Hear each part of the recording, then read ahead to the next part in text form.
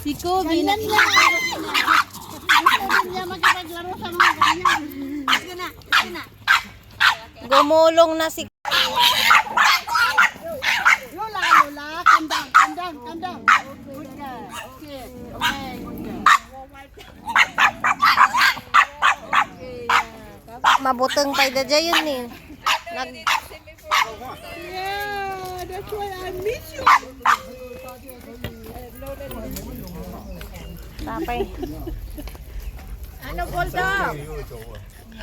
Na-miss niya si auntie. Long time no see daw. See you again, yes, auntie?